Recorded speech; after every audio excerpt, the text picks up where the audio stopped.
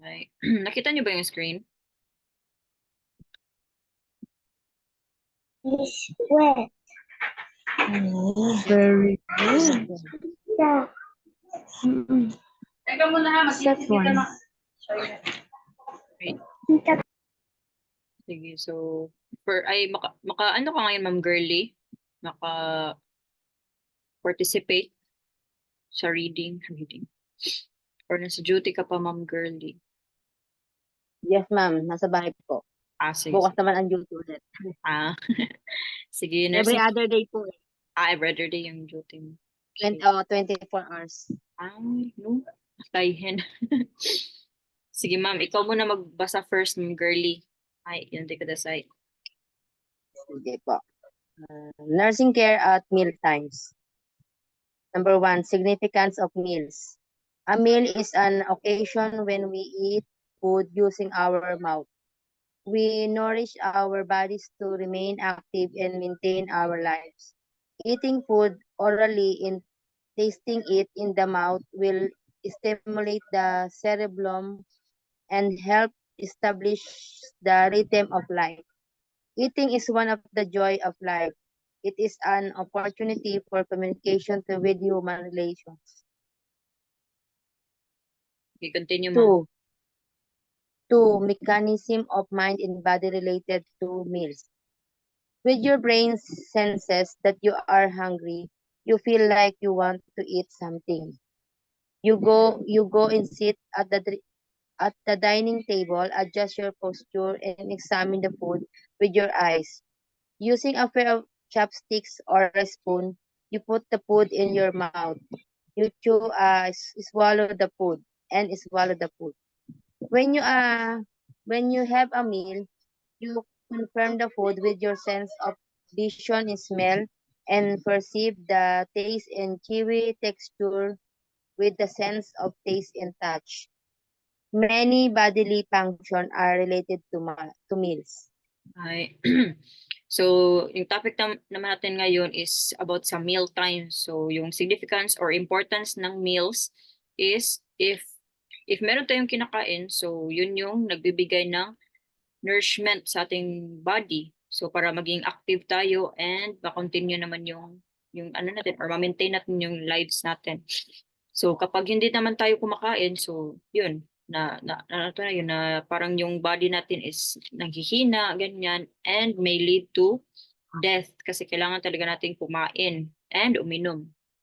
Then, eating food orally and tasting it in the mouth will stimulate the cerebrum. So, pag kumakain naman tayo gamit yung bibig natin, so nasa-stimulate yung parts ng brain natin, yung cerebrum na part.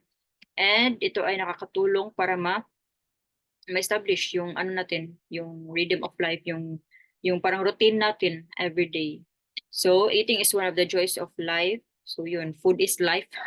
So, para sa akin, food is life kasi pag ginugutom na ako or nagugutom na ako, so parang lumalabas yung pagiging ano ko, irritable, charot. So, kailangan talagang kumain.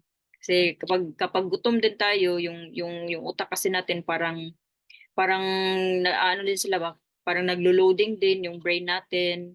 So parang nagugutom din yung brain natin. Hindi tayo makapag-isip ng maayos. So dapat during the exam din, kumain din kayo before taking the exam. Huwag kayong mag-take ng exam na hindi kayo kumakain. Kasi hindi kayo makakasagot niyan. Then much better din if if kunyari mag-aaral kayo, so much better din if makain kayo ng like sweets, like for example chocolate, kasi nag-help din yan para ma-activate yung ano mo, yung brain mo. Tapos if kulang din ng like for example parang nahihirapan kayo mag-memorize, so need nyo rin ng mga iron rich foods kasi yung iron yun yung nag-help produce ng blood or dugo. So pag rich in iron yung mga kinakain mo, mas maraming blood supply sa brain mo, so mas madali kang memorize ng mga inaaral mo. Then mechanism of mind and body related to meals. So if yung brain mo is naka-feel siya na or nakaka-sense siya na nagugutom ka na or you feel like you want to eat something or may crave ka, So you go and sit at the dining table. So yun, pumunta ka sa dining table, kakain ka, then titingnan mo yung mga food. So i-examine mo yung food. So 'di ba sa Japan, grabe yung mga presentation nila sa food. Akala mo masasarap talaga, 'di ba? Pero pagkain mo sa mga food nila, medyo usoy or parang light lang yung taste ng mga food nila. Pero para tayong natatakam sa food nila kasi maganda yung presentation. So yun yung ano nila, parang pambawi ba. Pero yung nagustuhan ko lang talaga yung na food sa Japan is yung ano, yung ramen lang, yung ganun, yung ramen, then sushi, yan. Pero yung ibang food nila, lalo na yung mga gulay-gulay, hindi ko masyadong bet yung mga ganun, maganong mga food nila. Pero maganda talaga siya tingnan. Then, using a pair of chopstick or spoon. So, yun.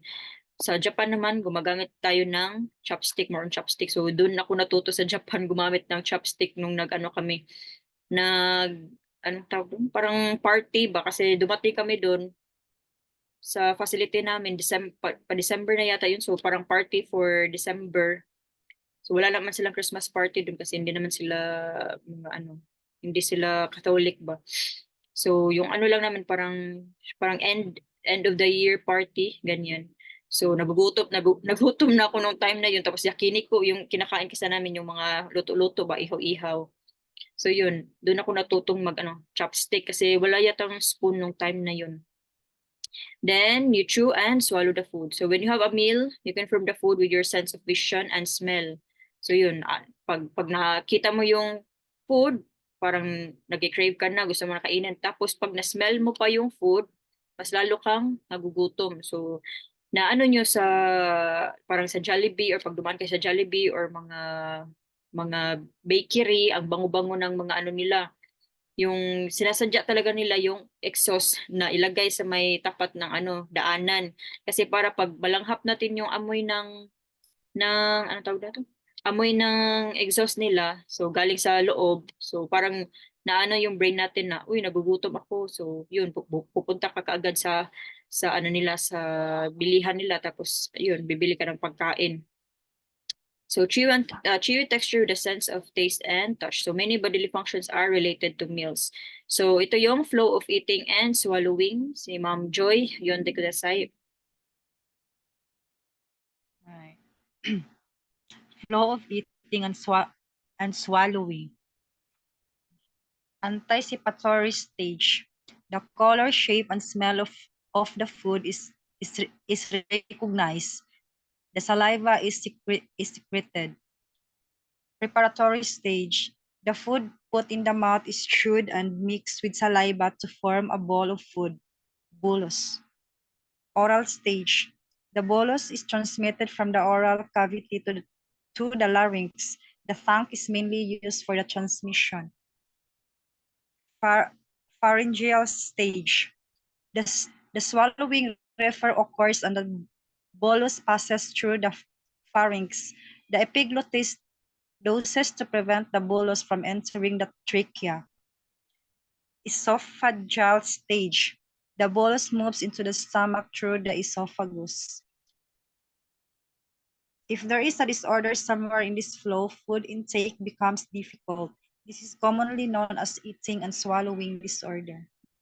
Ay, so ito yung stages or flow of eating and swallowing. So yun, pagkita mo pa sa food, then maamoy mo yung food. So pag naamoy mo na yung food or nakita mo na yung food, parang lumalabas yung mga laway mo. So para kang nagki-crave. Then sa preparatory stage naman, so yun, inalagay mo na yung food sa bibig mo, then chinuchew mo, then after that, yung pagkain na na-mix na ng saliva or laway mo is nagiging ano na siya, bowl of food, or yung tawag niya is bolus. Then after that, yung bolus, transmit niya gamit yung tongue papunta sa larynx natin. Then after that, pumupunta na naman siya sa, the swallowing reflex occurs and the bolus passes through the pharynx. So dumadaan siya sa pharynx. Then yung epiglottis naman, ito yung nakita niyo yata yun sa video before, yung sa digestive system na ni video. So yung epiglottis, siya yung nag-open close. para siyang para siyang para siyang door ba na nag-open close ganyan. So pagdadaan na yung pagkain, so i-close niya yung ay, magko-close yung epiglottis para hindi dumaan yung food sa trachea kasi pag dumaan yung food sa trachea pupunta siya sa lungs. So yun magiging ay magkakaroon ng aspiratory ano yung tawag doon? Pneumonia o aspiration pneumonia. Yung magkakaroon ng aspiration pneumonia yung patient pag pumunta yung pagkain sa lungs. So dapat matiming talaga yung pagdaan ng food and then yung pag-close ng epiglottis. Then after that, pag after sa dito sa may pharynx, dadaan naman siya sa papunta sa stomach. So through the esophagus. So dadaan mo na siya sa esophagus, then doon na naman siya sa stomach. So alam nyo na naman yung flow sa digestive yung last time na pinakita ko na video. So if may problema dito, like for example, hindi hindi ma-close ng epiglottis yung or hindi ma-close yung epiglottis in time, so may problema na yan. Hindi ko alam if nakalimutan ko if may something ba yun yata sa brain. Hindi ko alam kung anong part ng brain yun na parang parang slow na yung signal niya ba. So weak na yung signal niya or yung iba is dahil sa katandaan din, yung iba din is na-disgrasya siya. Kaya may tendency talaga na hindi hindi mata-timing yung pag-close ng epiglottis. So kaya yung iba is nag-nasal or nag-NGT na siya, yung mga patient nag-NGT na so hindi na siya pwede kakain gamit yung bibig niya. So dito na siya kakain gamit sa nose niya tapos diretso na sa stomach. Kasi always na siyang nabibilaukan kasi kaya ganun. Then actuality of mealtime assistance si Ma'am Jeremy yung dekadasay. Actuality of mealtime assistance. Points to remember regarding mealtime assistance. Confirm the user's food likes and dislikes. Be careful.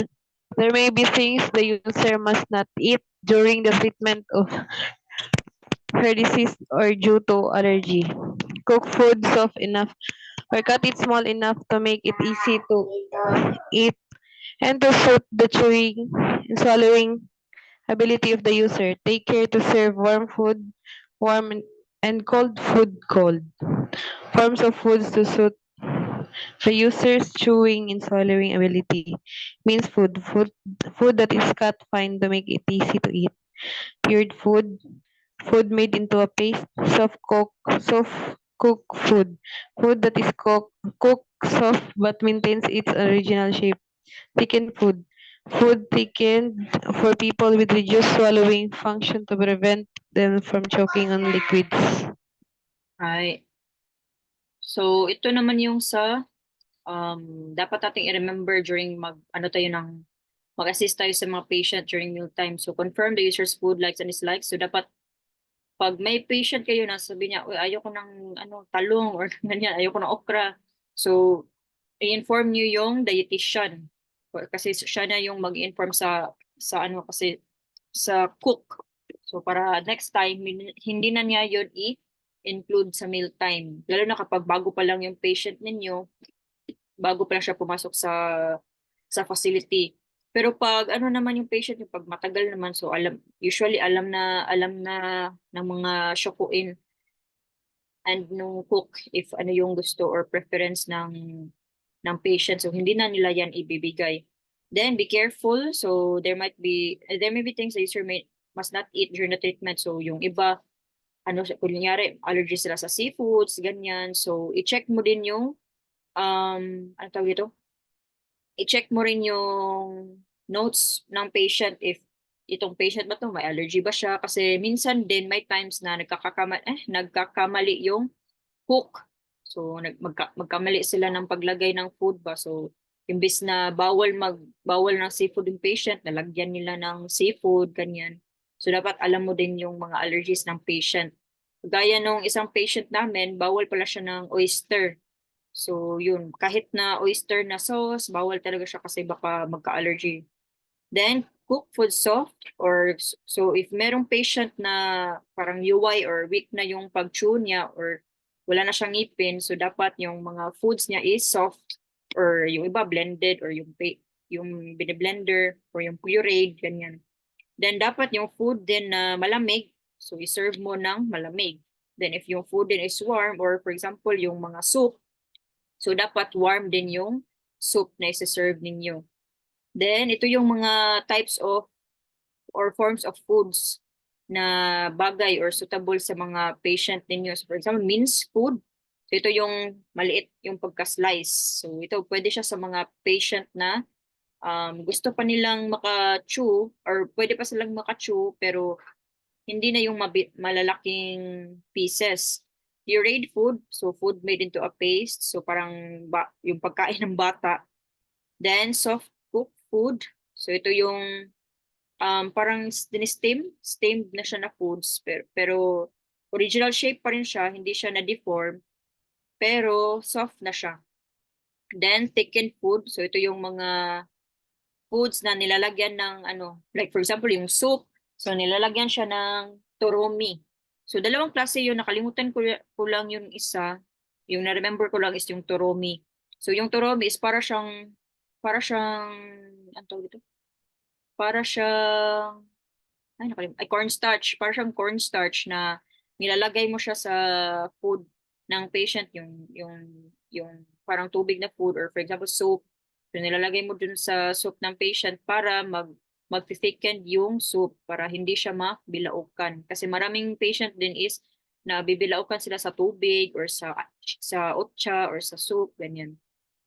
Then posture at mealtime. So correct posture at mealtime. So ito yung posture nila during mealtime. So dapat naka-sit back sila, then yung soles ng feet nila is nasa floor talaga. Then lean slightly forward and draw in the chin. So if the chin is lifted upward, there's a risk of aspiration. So kung magpapakain ka ng patient, dapat level lang talaga. So hindi pwede na nakaangat yung chin ng patient kasi baka mabilaukan yung patient. So risk of aspiration.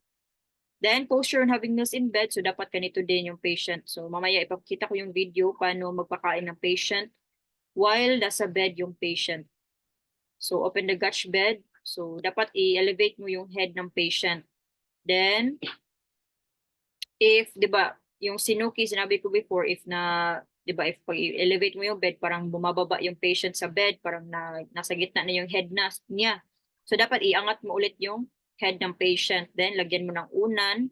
Then, naka-side view. So, use a pillow to have him draw his chin. So, if yung patient din is may paralyzed side, or for example, left yung paralyzed side niya, so dapat, pag side lying mo siya, doon siya sa right. So, wag mong ilagay yung paralyzed side niya, or ipaipit yung paralyzed side. Wag mong ipaipit yung paralyzed side niya, kasi baka, maano yung paralyzed side niya. Then, yung ano din, ang tawag dito, yung pag-chew din kasi niya, like for example, pag ganito siya, tapos dito yung paralyzed side niya, no? So, hindi niya ma-chew ng maayos kasi dito mo nalagay yung food. So, much better talaga if yung healthy na side mo siya papakainin. Then, ito yung mga mealtime tools.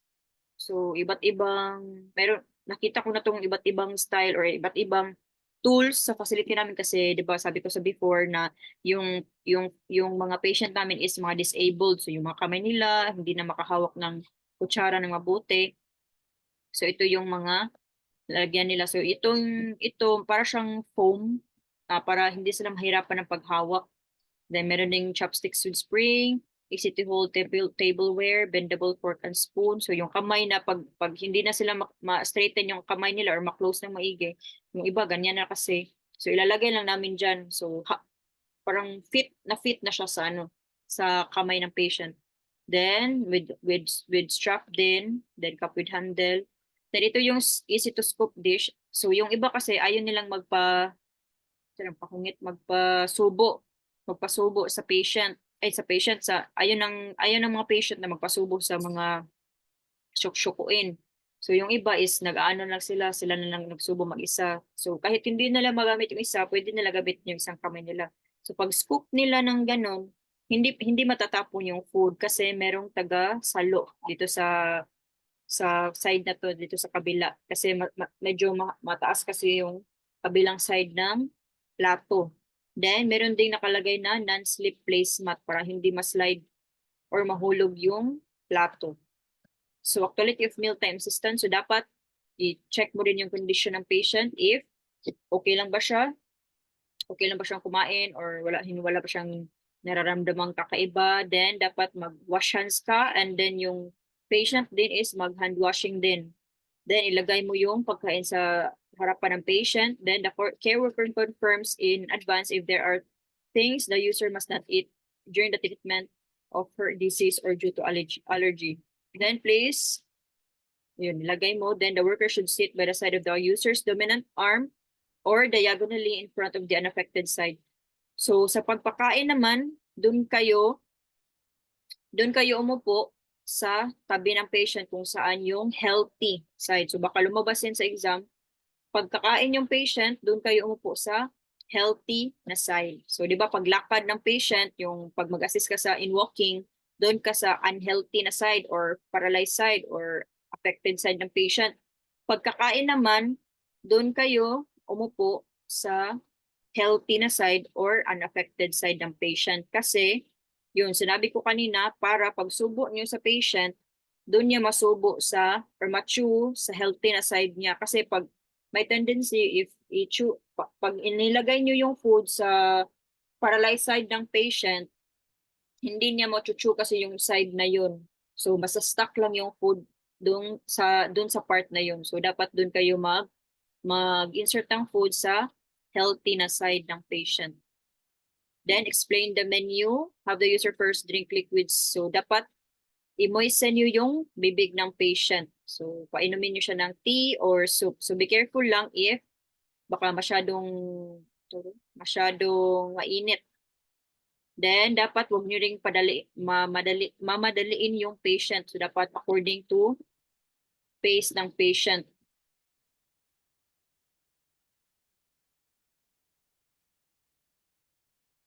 So according lang sa pace ng patient, so wag niyo siyang mamadiliin kasi baka mabilaukan din yung patient ninyo. Then the care worker should assist the user sitting and establishing eye contact on the same level. Then dapat hindi niyo rin kausapin yung patient ninyo habang umuya siya kasi baka mabilaukan yung patient ninyo. So pwede naman siya kausapin pero wag niyo na lang i-ask ng question ba na need niya mag-answer. Then, if the user has paralysis, so place, yung sinabi ko kanina, dun mo ano yung pagkain sa unaffected side ng patient. Then, so i-confirm mo if na-chew ba ng mabuti yung pagkain, then if nalunok din ng patient yung pagkain. So, when you assist using a spoon, pull the spoon out from the mouth horizontally. So, mamaya, makikita nyo sa video paano yung proper way of pagsubo. So if you are standing while assisting the user with meals, the chin of the user is lifted up, so which will increase the risk of aspiration. So dapat level lang. This is because if you pull the spoon upward, the user's neck also goes upward. So ask the user to confirm. So dapat i-ask siya if tapos na ba siyang kumain. Then, i-confirm nyo din if wala nang natirang pagkain sa mouth niya. Then after niyang kumain, dapat mag-toothbrush kayo or mag-gargle yung patient ninyo or i-clean nyo yung ereba or dentures ng patient para ma-check talaga na wala nang na-stuck na food doon kasi delikado kasi for example nakatulog yung patient ninyo tapos may iwan pa palang pagkain doon, manok na iwan pa doon sa bibig niya, so baka malunok niya yung manok, so baka mapasok doon sa lungs niya. So dapat talaga mag-oral care after eating. Then, before nyo patulugin ulit yung patient, so dapat nakaupo muna siya at least 30 minutes para hindi din magka-aspiration pneumonia. So, points to remember regarding meal times. So, yun, yung posture ng patient, then ang pace of eating. So, dapat hindi magmamadali. Depende lang may ibang patient na madali lang talaga sila kumain. Yung iba din is aabot ka ng 1 oras ng pagpapasubo. So, patience is virtue lagi. Patience is a virtue. So, bring the food to the user's mouth. O yun. If bulag naman, so yun, sinabi ko na before, yung clock positions. So, if bulag, yung patient ninyo, so i-describe nyo kung saan nakalagay. So for example, sa hashi or sa chopsticks. So sabihin nyo, yung chopstick mo nasa 6 o'clock or rokuji. Then yung sakana, niji. Then yung home or rice. Gohan wa, shichiji. Then yung soup or misoshiro. Misoshiro is goji. Yan. So, ano nyo, pag mag-explain kayo sa patient na bulag or parang hindi masyadong nakakita. Then, i-explain nyo din if yung food is hot or cold or how it is seasoned. Then next, so ipakita ko muna yung video para hindi ko makalimutan. May nakalimutan ako kahapon. Ipakita sa inyo yung pero bukas na lang. Ay, mamaya na lang yung stage na ito naman sa news. So ito yung pagpapakain habang nakaupo. Ay na, wait lang ha. Hindi pa pala siya.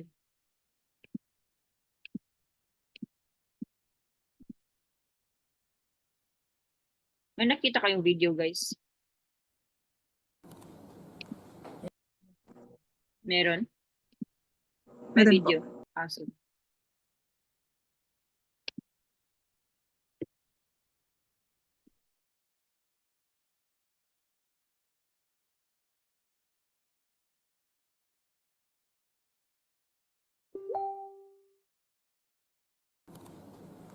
A さん、こんにちは。これからお食事の時間になります。お食事の前にきちんと椅子に座れているか確認させていただいてもよろしいでしょうか。では、確認させていただきます。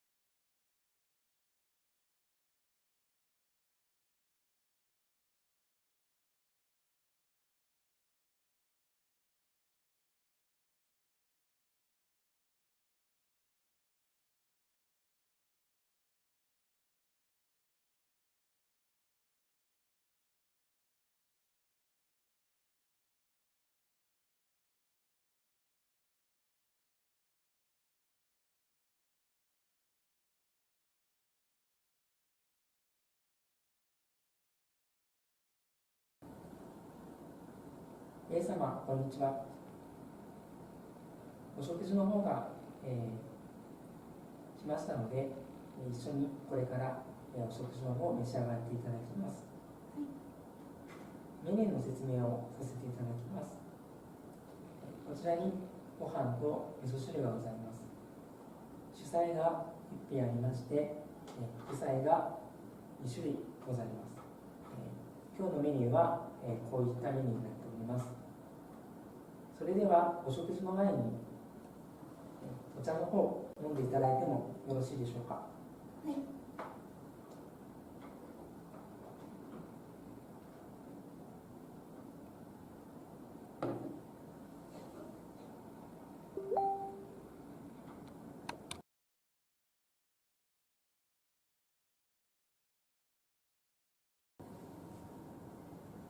それではお食事の方召し上がっていただいてもよろしいでしょうか。私がお手伝いさせていただいてもよろしいでしょうか。それではまず最初に主菜を召し上がっていただいてもよろしいでしょうか。では失礼いたします。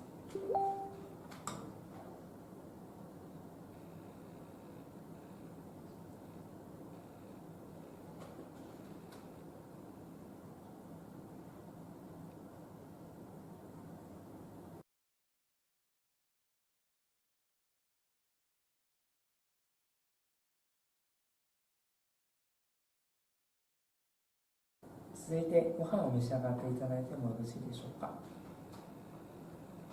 失失礼いたします。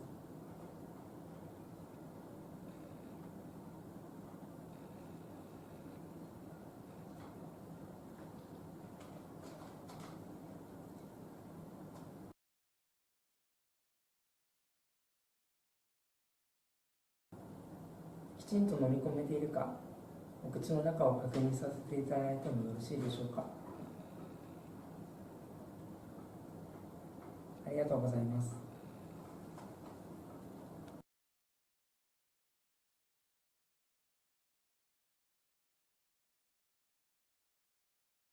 So dito bawal i-angat yung spoon ご飯の paglabas. 方、召し上がっていた Dapat だいて level もよ lang. ろしいでしょうか。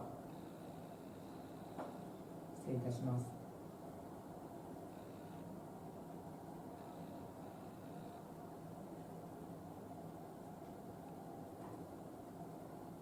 続いてお味噌汁飲んでいただいてもよろしいでしょうか。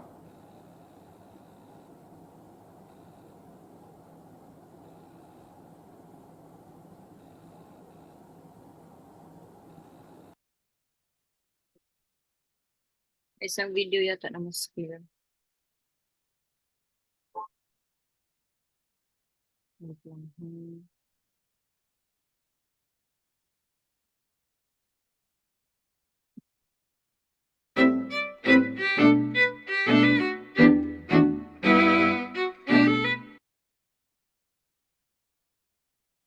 Shokuji Kaijo.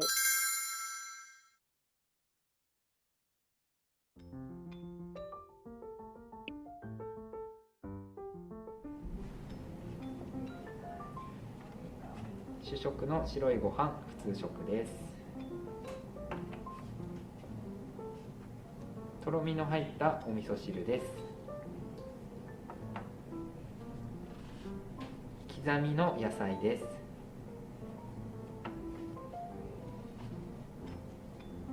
少し柔らかい普通食の煮込みハンバーグです。とろみの入ったお茶です。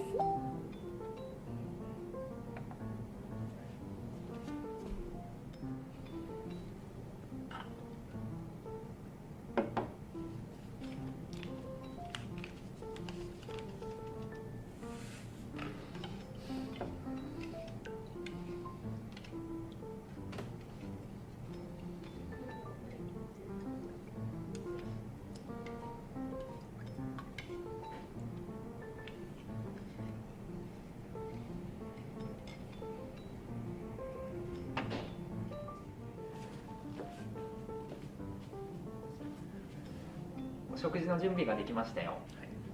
食べれそうですか。机少し引きますね。手を机の上に上げられそうですか。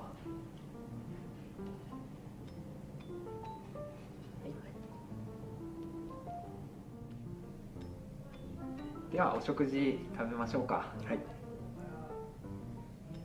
今日は煮込みハンバーグとお野菜とあとお味噌汁とご飯ですね。はい、じゃあまずお茶を飲みましょうか。はい。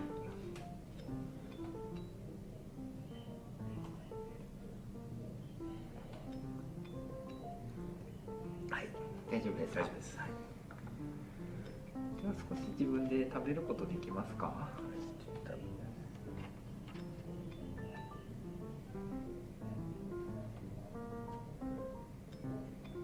お手伝いしますね。じゃあハンバーグでよろしいですか。はい。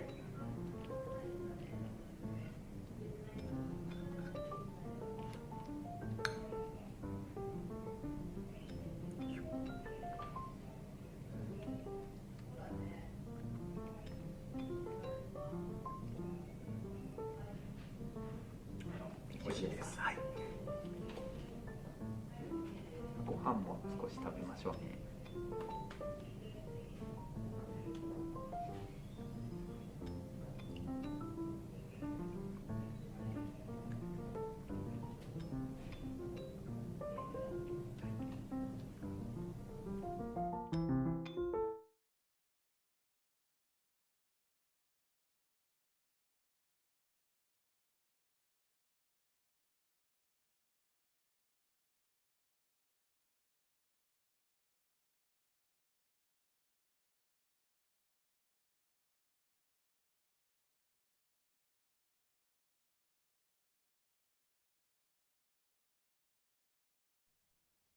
Right.